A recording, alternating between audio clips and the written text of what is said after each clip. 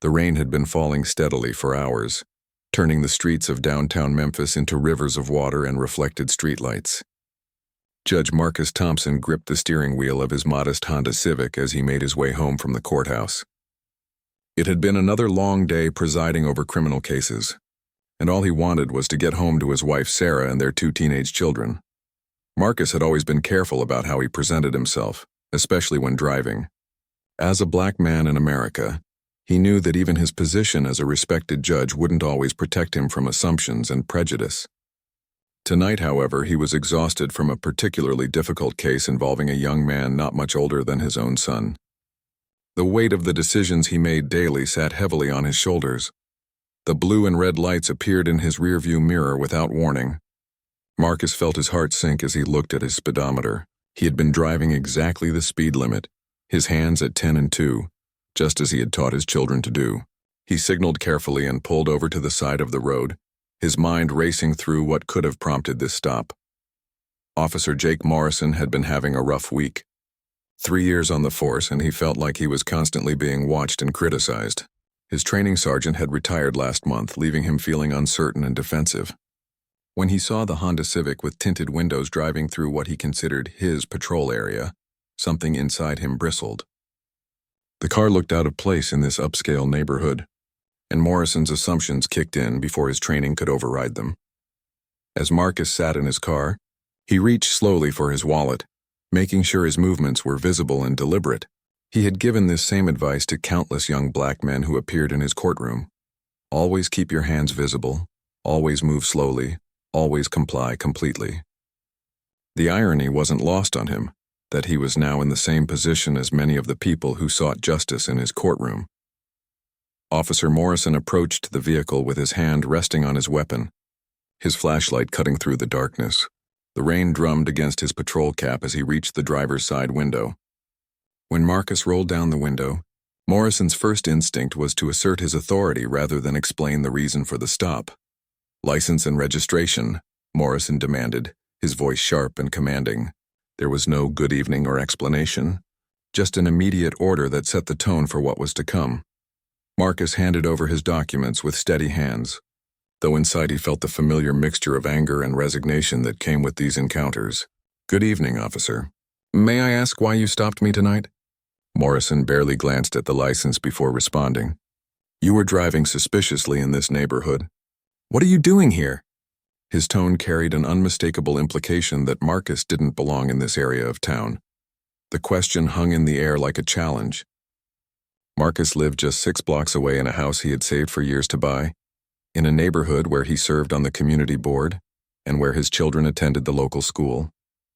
The assumption that he was somehow out of place in his own community was both infuriating and sadly familiar. "I live in this neighborhood, officer. I'm just heading home from work," Marcus replied calmly, though his jaw tightened slightly. Years of legal training had taught him to remain composed under pressure, but this situation was testing every ounce of his self-control. Morrison finally looked down at the license in his hand, and his eyes widened slightly as he read the name. But instead of recognizing the significance, he seemed to become more suspicious. "Marcus Thompson," he read aloud. "What kind of work do you do, Mr. Thompson?" The question revealed Morrison's assumption that Marcus couldn't possibly have a legitimate reason to be in this neighborhood.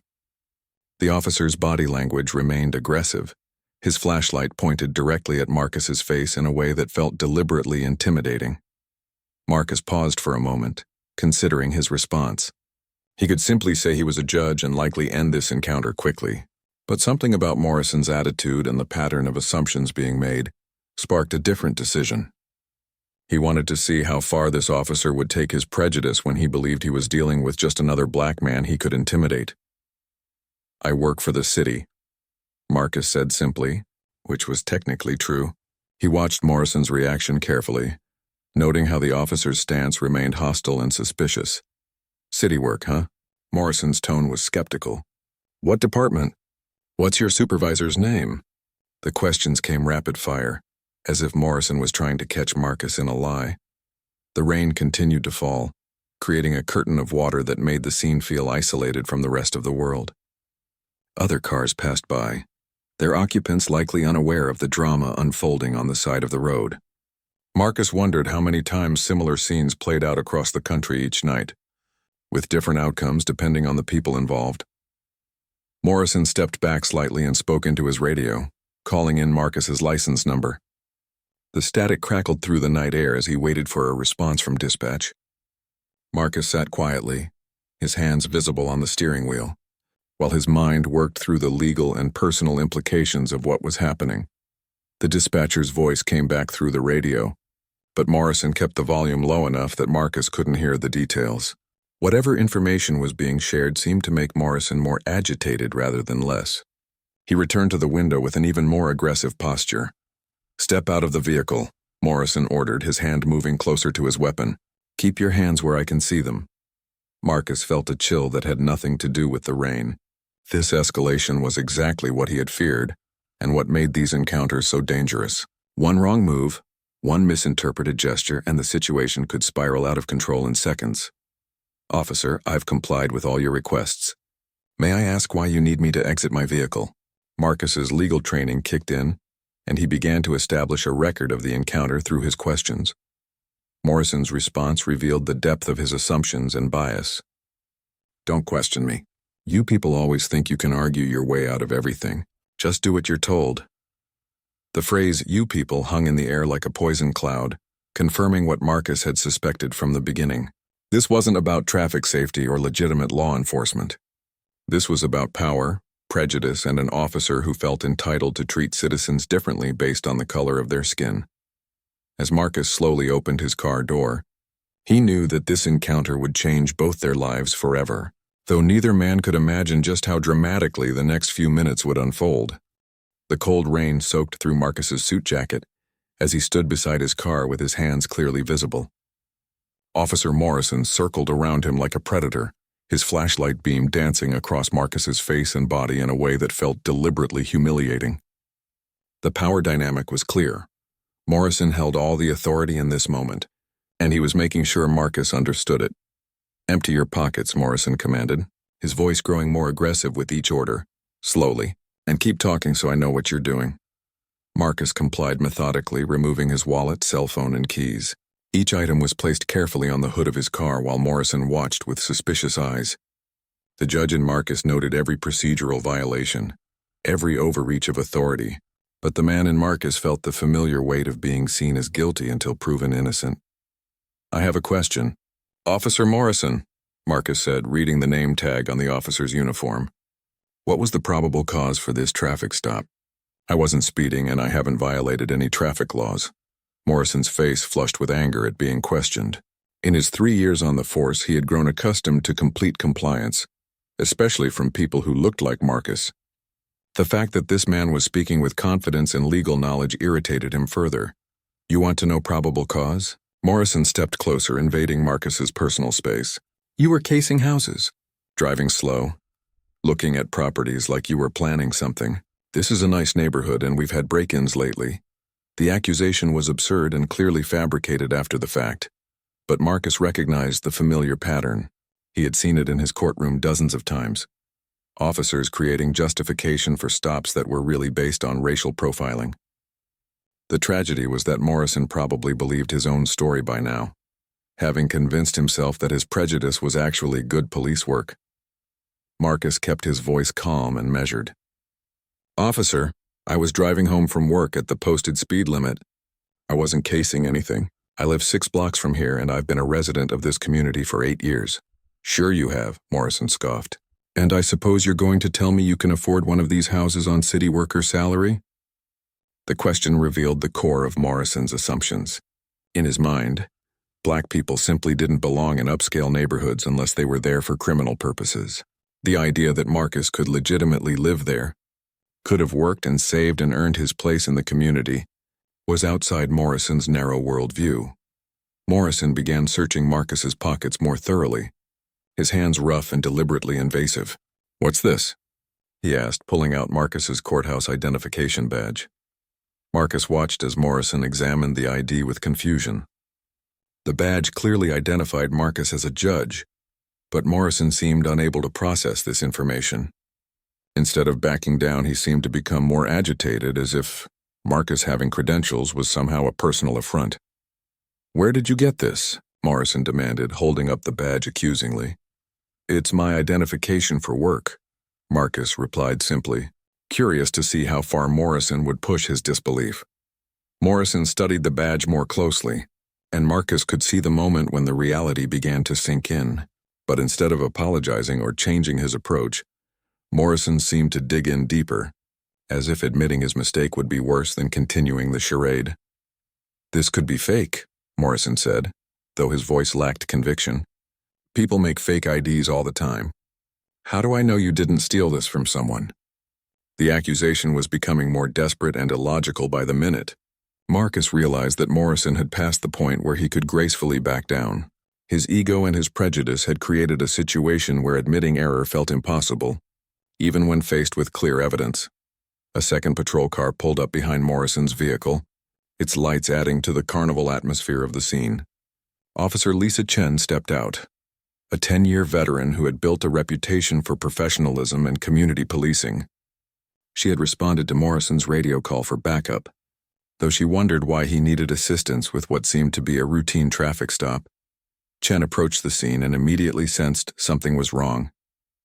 Morrison was agitated and defensive, while the civilian appeared calm but tense. The situation felt escalated beyond what a simple traffic stop should require. "What do we have here, Morrison?" Chen asked, her trained eyes taking in the scene. She noticed the expensive suit, the respectful demeanor, and the general appearance of someone who clearly wasn't a criminal. "Suspicious person in the neighborhood," Morrison replied quickly. "Claims to be a city worker, but I think he's casing houses. Found this fake ID on him." He held up Marcus's courthouse badge like it was evidence of a crime. Chen took the badge and examined it closely. Unlike Morrison, she had actually been to the courthouse numerous times and recognized the official seal and security features. Her heart sank as she realized what was happening. "Jake," she said quietly, "this isn't fake. This is a real courthouse ID." Morrison's face went pale, but he wasn't ready to give up. "How can you be sure? These people are good at making copies." The phrase "these people" made Chen wince. She had heard Morrison make similar comments before and had tried to address his attitudes through informal mentoring. Clearly, her efforts hadn't been successful. Marcus watched the exchange between the officers with professional interest. He could see Chen's growing discomfort and Morrison's increasing desperation. The situation was reaching a tipping point where someone would have to make a decision about how to proceed. "Officer Chen," Marcus said respectfully, "perhaps you could run my name through your system. I think you'll find the information enlightening." Chen nodded and walked back to her patrol car to run the check. Morrison stood in the rain, his authority evaporating with each passing second. He could sense that his backup wasn't supporting his version of events, and he began to realize that he might have made a serious error. The radio crackled to life as dispatch responded to Chen's inquiry. Marcus couldn't hear the details, but he watched Chen's expression change from concern to shock to something approaching. Horror as she learned exactly who Morrison had detained. Chen returned to the scene with a look that Morrison had never seen before, a mixture of professional disappointment and personal embarrassment at being associated with what had just occurred. "Jake," she said quietly, "we need to talk. Right now." But Morrison wasn't ready to face reality. His pride and his prejudice had created a hole too deep to climb out of easily. Instead of acknowledging his mistake, he doubled down on his suspicion and hostility, setting the stage for an even more dramatic confrontation. "I don't care what your computer says," Morrison declared loudly. "Something about this whole situation doesn't feel right, and I'm going to get to the bottom of it." Marcus realized that Morrison was beyond reason now, trapped by his own bias and unable to see a way out that preserved his ego. The judge and Marcus felt almost sorry for the officer, knowing how this would end. But the black man in Marcus was tired of being the victim of other people's prejudice and pride. Officer Chen pulled Morrison aside, her voice urgent and low. "Jake, you need to stop this right now. Do you understand who you've detained?" Morrison's jaw was set in stubborn defiance. "I don't care if he's the mayor's cousin or some politician's friend. Nobody gets special treatment on my watch."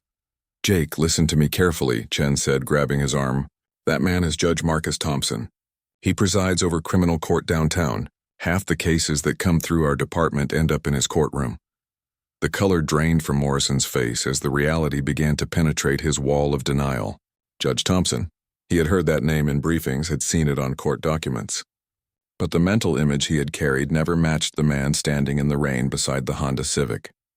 Marcus watched the hushed conversation between the officers, noting how Morrison's body language shifted from aggressive to confused to something approaching panic. After 15 years on the bench, Marcus had seen this moment of recognition countless times. The instant when someone realized their assumptions had led them into dangerous territory. Chen returned to Marcus with an expression of deep professional embarrassment. Your Honor, I sincerely apologize for this situation. There has been a serious misunderstanding. Marcus nodded calmly. I appreciate your professionalism, Officer Chen. I believe I recognize you from court proceedings. Yes, sir.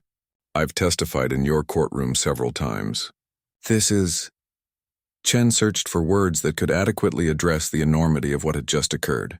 This is completely unacceptable. Meanwhile, Morrison stood frozen, his mind racing through the implications of what he had done. He had detained, searched, and humiliated one of the most respected judges in the city. Worse, he had done it based purely on racial assumptions and had compounded the error by refusing to accept evidence of his mistake. Marcus could see Morrison's internal struggle and decided it was time to address the situation directly. Officer Morrison, would you like to explain to me what probable cause you had for this traffic stop? Morrison's mouth opened and closed several times before any words came out. There were reports of suspicious activity in the neighborhood. What kind of suspicious activity? Marcus pressed, his tone taking on the authoritative quality that commanded respect in his courtroom. Break-ins, Morrison stammered.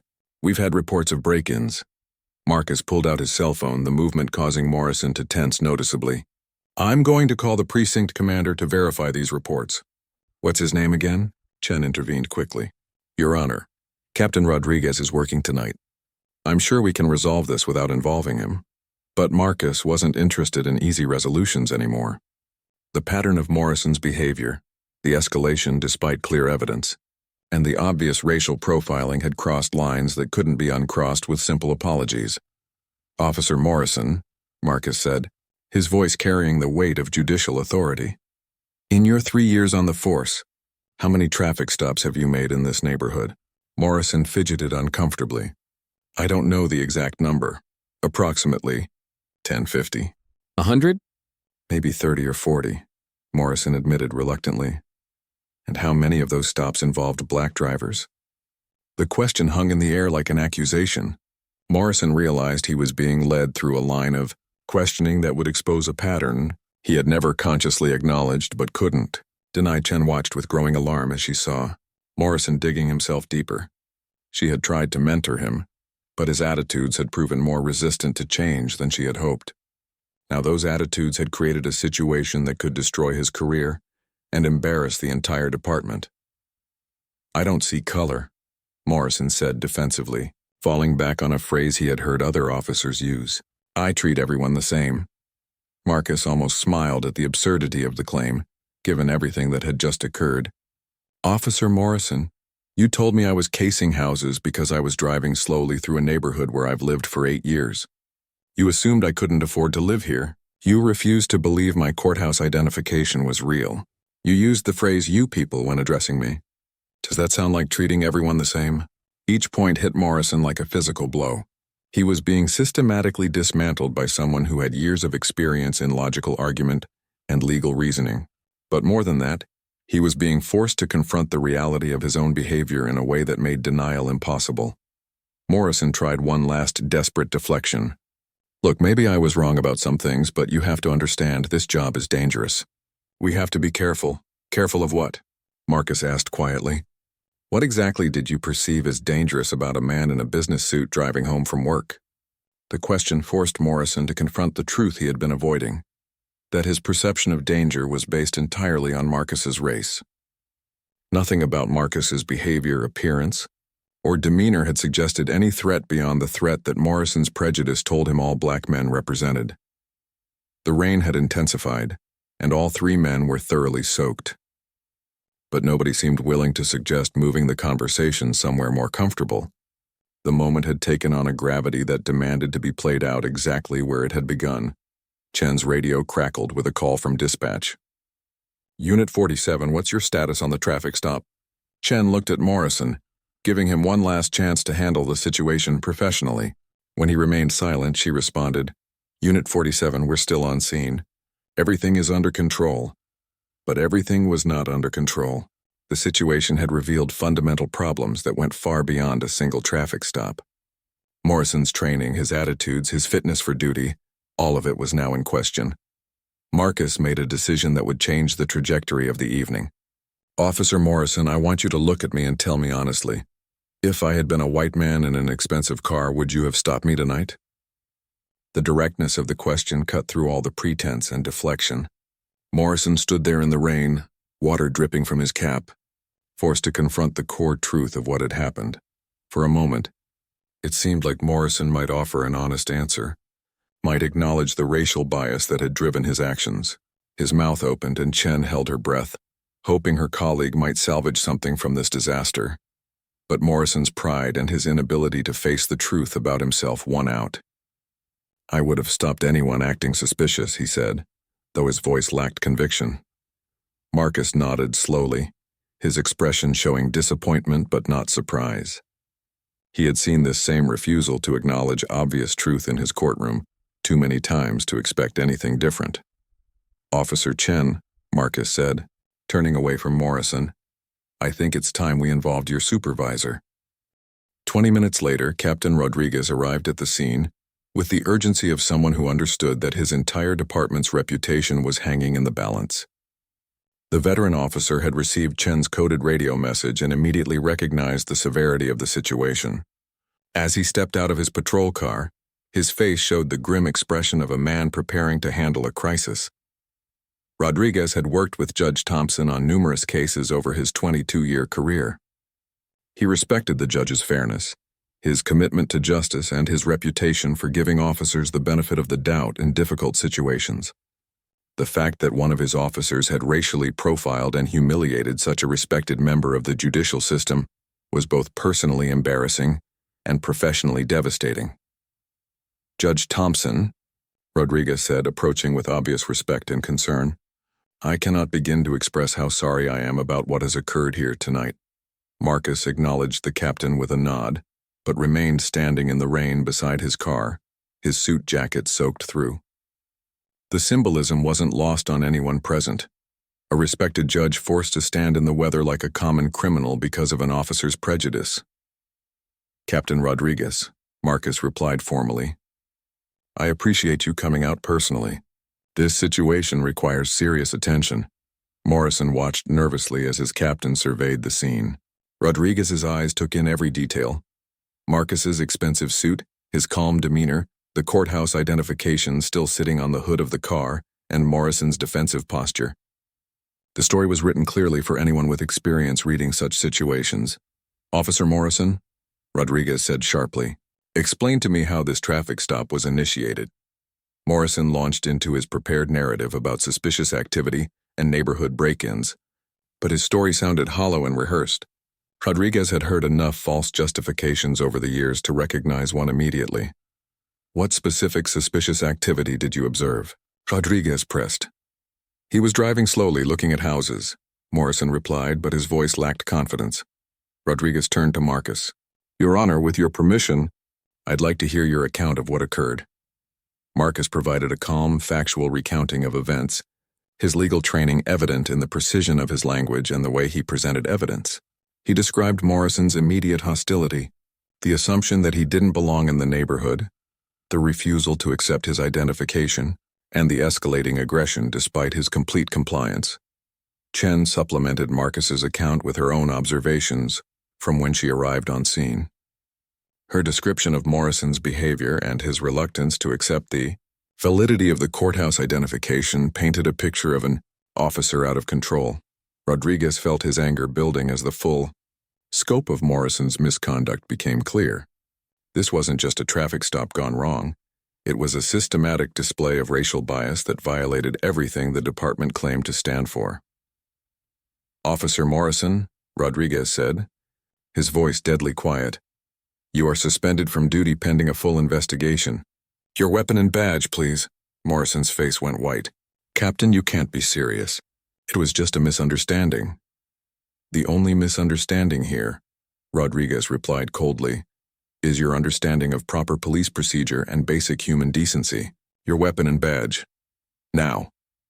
With shaking hands, Morrison unholstered his service weapon and removed his badge. The physical act of surrendering them seemed to finally make the reality of his situation hit home. 3 years of training, 3 years of building a career, destroyed in one night because he couldn't see past his own prejudice. Chen watched her former colleague's downfall with mixed emotions. She had tried to help him, had seen the warning signs of his attitudes, but had hoped he could be redirected through proper mentoring. Now she realized that some problems run too deep for simple correction. Rodriguez turned back to Marcus. Judge Thompson, I want you to know that this officer's actions do not represent the values or training of this department.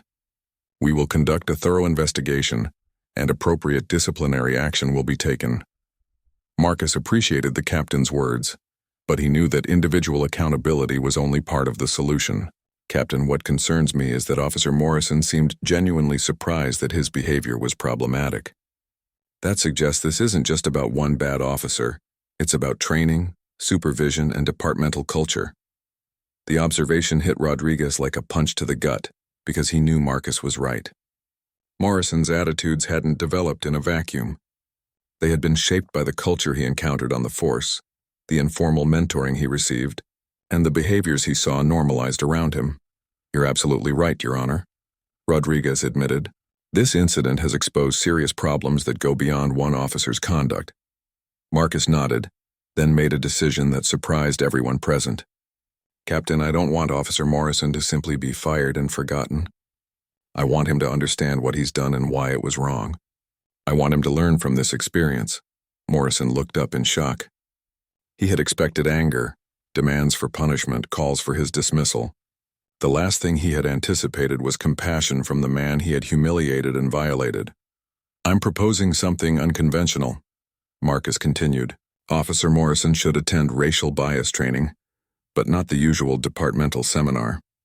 I want him to spend time in my courtroom, observing how the justice system actually works, seeing the real impact of policing on communities. Rodriguez was intrigued by the unusual suggestion. What exactly are you proposing? 1 day a week for 6 months, Officer Morrison sits in my courtroom during his suspension period. He watches cases, observes proceedings, and writes reports on what he learns. At the end of each day, he discusses his observations with me. Morrison couldn't believe what he was hearing. Instead of simply being fired, he was being offered a chance to learn, to grow, to possibly salvage his career. The generosity of the offer made his earlier behavior seem even more shameful. Why would you do that? Morrison asked quietly, speaking directly to Marcus for the first time with something approaching respect. Marcus considered the question carefully. Because firing you doesn't solve the underlying problem. It just moves it somewhere else. But education might actually create positive change. Chen was amazed by the judge's response. She had seen victims of police misconduct respond with anger, demands for punishment, and calls for revenge. She had never seen someone respond with such thoughtful consideration for the officer's potential for growth. Rodriguez realized he was witnessing something extraordinary, a moment when justice and mercy intersected in a way that could create real change rather than just punishment. Officer Morrison, Rodriguez said, Judge Thompson is offering you an opportunity that frankly you don't deserve. If you accept this arrangement, you will follow every instruction, complete every assignment, and show the respect and professionalism you failed to demonstrate tonight. Morrison nodded eagerly, though he still seemed stunned by the unexpected turn of events. The weight of what had almost happened to his career was slowly sinking in, along with a growing awareness of the prejudice that had created this situation. There will also be formal diversity training, psychological evaluation, and community service requirements, Rodriguez added. This is not a light sentence, it's an intensive rehabilitation program. Marcus handed Morrison his business card. You'll report to my chambers next Monday at 8 a.m. We'll discuss expectations and begin your education about the real impact of policing on the community you serve. As the officers began to pack up their equipment and prepare to leave, Marcus reflected on the night's events. The traffic stop had revealed deep problems, but perhaps it had also created an opportunity for meaningful change. Only time would tell whether Officer Morrison would take advantage of this second chance, or whether the prejudice that created tonight's situation was too deeply rooted to overcome. 3 weeks later, Officer Jake Morrison sat in the back corner of Judge Thompson's courtroom, a notebook in his lap and a look of growing discomfort on his face. For the past 15 days, he had watched case after case unfold before him, and each one was chipping away at the worldview that had led to that rainy night encounter. This morning's first case involved a young black man named Deshaun Williams, barely 19 years old, charged with possession of marijuana. Morrison had made dozens of similar arrests during his 3 years on the force, always viewing them as straightforward law enforcement. But sitting in the courtroom, he was seeing the human cost of those arrests for the first time. Deshaun's mother sat in the front row, her work uniform wrinkled from staying up all night worrying about her son. She was a single parent working 2 jobs to support 3 children. And this arrest threatened to derail not just Deshaun's future, but the family's financial stability. Judge Thompson reviewed the case file carefully before addressing the young man. "Mr. Williams, this is your first offense, and I see here that you're enrolled in community college with a 3.2 GPA. Tell me about your goals." Morrison listened as Deshaun spoke about wanting to become an electrician, about helping support his younger siblings, about making a mistake that he deeply regretted. The officer realized that in all his arrests, he had never thought to ask about the person's dreams, their family, their circumstances. The prosecutor recommended jail time and a permanent criminal record. But Judge Thompson saw something different.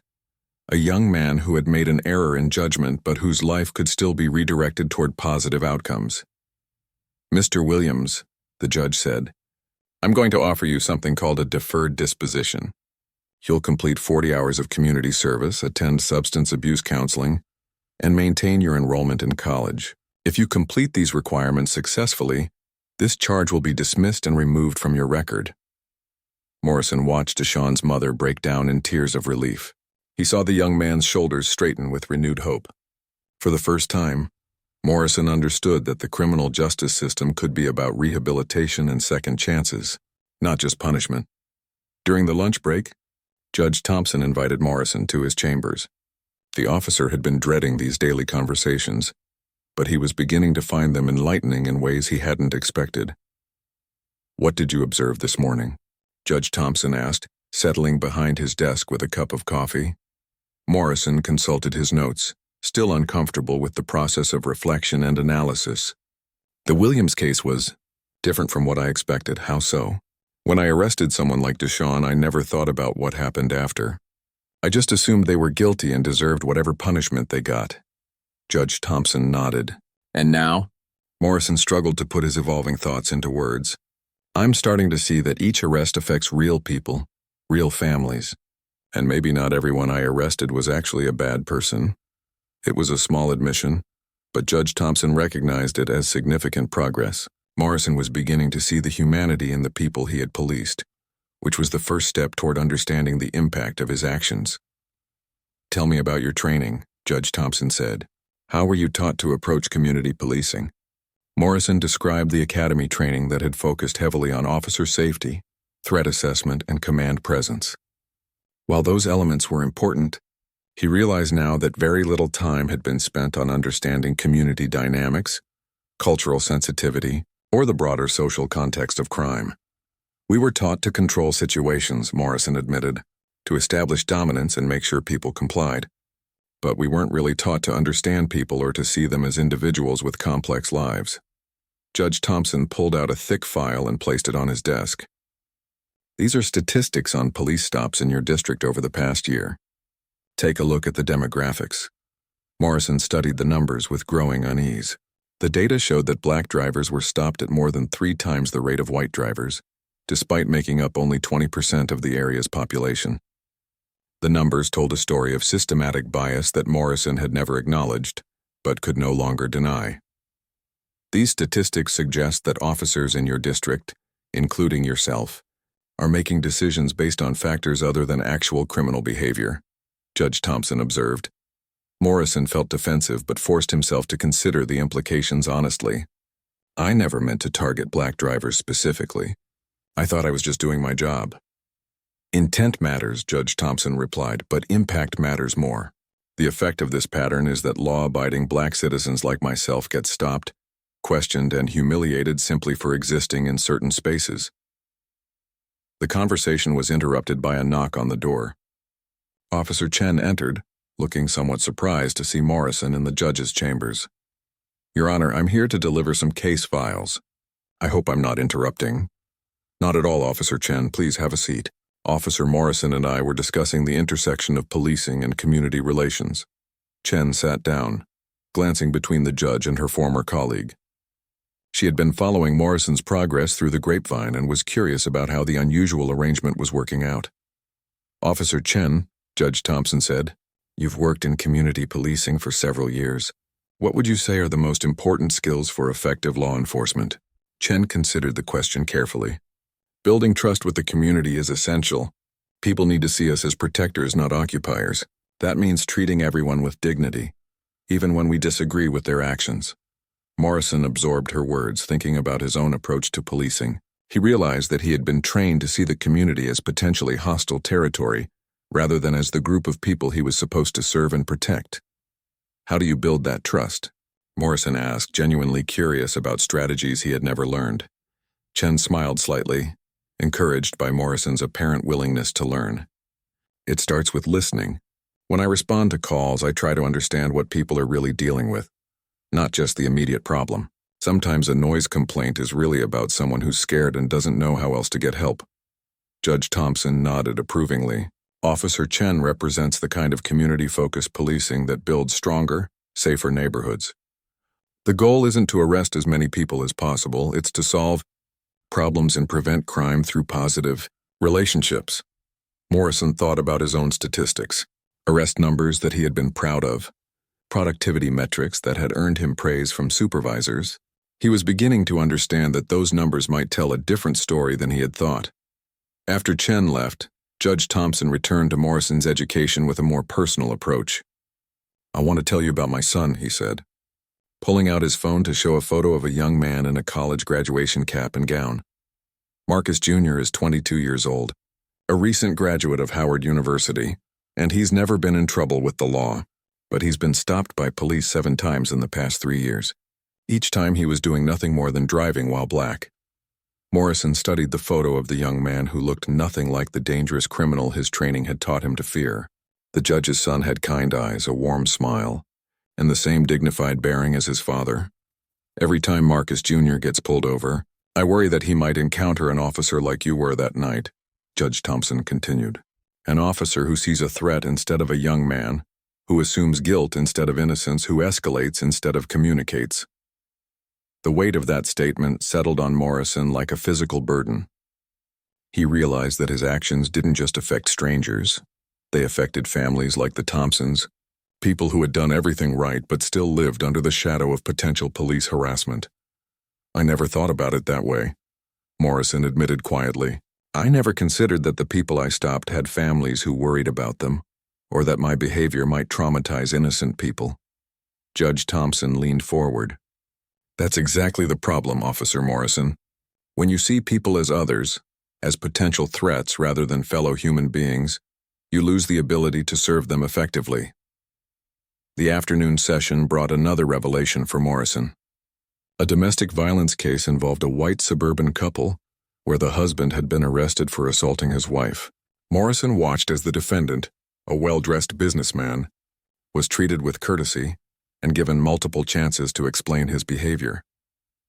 Morrison realized that this man received the benefit of the doubt that was rarely extended to black defendants in similar situations. The prosecutor spoke respectfully. The defense attorney was deferential, and even the court officers maintained a professional distance rather than the aggressive posture Morrison had seen used with black defendants. After court adjourned, Morrison found himself walking with Judge Thompson to the parking garage. The irony wasn't lost on either of them. They were retracing the route that had led to their first encounter. "Judge Thompson," Morrison said hesitantly, "I need to ask you something. Why are you helping me? After what I did to you, you had every right to end my career. Why give me this chance?" 6 months later, Jake Morrison stood before the police review board in a conference room that felt nothing like the rain-soaked street where his transformation had begun.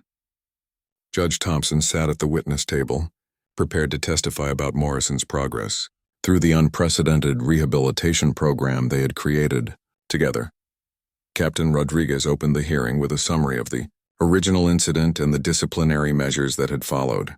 The board members, a mix of police administrators, community representatives, and legal experts, listened with serious expressions as they reviewed Morrison's file. "Officer Morrison," said the board chairwoman, "how you've completed 6 months of supervised education and community service. Before we consider your reinstatement, we want to hear from you directly about what you've learned."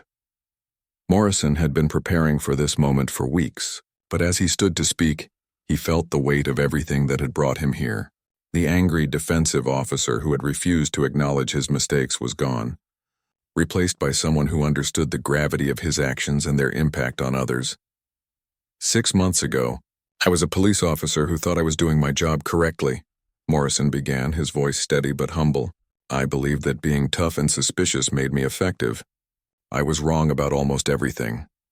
He described his time in Judge Thompson's courtroom, the cases he had observed, and the conversations that had forced him to confront his own biases. The board listened as he detailed specific moments of realization, seeing families torn apart by unnecessary arrests, watching young people's futures hang in the balance, understanding the human cost of police misconduct. I learned that the people I was supposed to protect and serve were often the ones most harmed by my actions, Morrison continued. I stopped seeing individuals and started seeing stereotypes. That made me not just a bad police officer, but a danger to the community. Judge Thompson watched Morrison's presentation with mixed emotions. The change in the young officer was remarkable, but the judge had seen enough people in his courtroom to know that words were easier than sustained behavioral change. When Morrison finished his statement, the board turned to Judge Thompson for his assessment. The judge's testimony would likely determine whether Morrison got his badge back or remained permanently suspended. Honorable Thompson, the chairwoman said, you've worked closely with Officer Morrison for 6 months. In your professional opinion, is he ready to return to active duty? Judge Thompson stood, carrying the same authority that commanded respect in his courtroom. Board members, when Officer Morrison first entered my chambers, I saw a young man trapped by prejudice and ignorance. He was defensive, unwilling to acknowledge fault, and genuinely unable to understand why his behavior was problematic. The judge paused, allowing his words to sink in. Over the past 6 months, I've watched him undergo a fundamental transformation. He's learned to listen instead of assuming, to empathize instead of judging, and to see the humanity in every person he encounters. Morrison felt a mixture of gratitude and nervousness as Judge Thompson continued his testimony. The judge's recommendation would carry enormous weight with the review board. However, Judge Thompson continued, my recommendation comes with conditions. Officer Morrison should not return to patrol duty immediately. He needs additional field training with an experienced community policing officer, regular psychological evaluations, and ongoing education in cultural competency and bias recognition. The board questioned both Morrison and Judge Thompson extensively about the specifics of the rehabilitation program. They wanted to understand not just whether Morrison had changed, but whether the change was deep enough to withstand the pressures and temptations of police work. Officer Chen was called to testify about Morrison's character and her observations of his development. She described the defensive, biased officer she had once tried to mentor and contrasted him with the thoughtful, self-aware person she now saw. The Jake Morrison who sits before you today is not the same person who made that traffic stop 6 months ago, Chen told the board. He's done the hard work of examining his own prejudices and changing his fundamental approach to policing. During a break in the proceedings, Morrison found himself alone with Judge Thompson in the hallway. The two men who had been adversaries that rainy night now shared a complex relationship built on mutual respect and shared commitment to justice. Whatever happens today, Morrison said, I want you to know that this experience has changed my life. Even if I never wear a badge again, I'm a better person because of what you taught me. Judge Thompson nodded, recognizing the sincerity in Morrison's voice. The real test won't be what happens in this room today, Jake. It will be how you handle yourself when you're back on the street, facing the same pressures and situations that led to our first encounter. When the hearing resumed, the board announced their decision. Morrison would be reinstated, but with strict conditions. He would serve a 1-year probationary period under the direct supervision of Officer Chen. He would attend monthly counseling sessions and quarterly review meetings. Any complaints about his conduct would result in immediate termination. Most importantly, Morrison would be required to speak at police academy training sessions about implicit bias and community relations. His story would become part of the curriculum designed to prevent other officers from making similar mistakes. As the board members filed out, Morrison felt a complex mix of relief, gratitude, and determination. He had been given a second chance that few officers ever received, and he understood the responsibility that came with it. 3 months later, Morrison stood before a class of new police recruits, telling them about the night that had nearly destroyed his career and ultimately saved it. The young faces looking back at him reminded him of his own early days on the force, eager, confident, and dangerously naive about the complexity of human nature. "I want you to imagine," Morrison told the recruits, "that the person you're about to stop could be your judge, your doctor, your children's teacher, or your neighbor, because they might be. And even if they're not, they deserve to be treated with the same respect and dignity you'd want for your own family." He described the transformation he had undergone, the education Judge Thompson had provided, and the ongoing work required to overcome implicit bias. Some recruits looked skeptical, others seemed genuinely interested, and a few appeared uncomfortable with the suggestion that their own attitudes might need examination. After his presentation, a young recruit approached Morrison with a question that took him back to his own early assumptions. "But officer, how do we protect ourselves if we can't profile based on appearance? Doesn't political correctness make policing more dangerous?" Morrison recognized the mindset immediately. It was the same defensive reasoning he had once used to justify his own biases, but now he had the tools and experience to address it constructively. "The goal isn't to ignore real threats," Morrison explained patiently. "It's to base your threat assessment on behavior, not appearance. The most dangerous person I ever encountered was a well-dressed white businessman who had beaten his wife nearly to death. If I had profiled based on appearance, I would have completely missed the actual threat." The conversation continued for several minutes, with Morrison drawing on his courthouse education to help the recruit understand the difference between legitimate caution and harmful prejudice. Later that evening, Morrison received a text message from Judge Thompson. "Heard about your academy presentation today. Well done. The real measure of your transformation is how you help others avoid the mistakes you made." Morrison smiled as he read the message, understanding that his relationship with Judge Thompson had evolved into something neither of them had expected that rainy night. They had become partners in a larger mission to reform policing and build bridges between law enforcement and the communities they served. The story that had begun with prejudice and humiliation had become one of growth, redemption, and hope. It proved that even the deepest biases could be overcome with education, empathy, and the courage to change. As Morrison prepared for his next shift, he reflected on how different his approach to policing had become. He no longer saw his job as controlling or intimidating people. Instead, he understood that his role was to serve as a guardian of everyone's rights and dignity, regardless of their race, economic status, or background. The transformation was complete, but the work of being a better officer and a better person would continue every day for the rest of his career. And somewhere in the city, Judge Thompson continued his own work, knowing that sometimes justice meant not just punishing wrongdoing, but creating opportunities for people to become better than they had been before.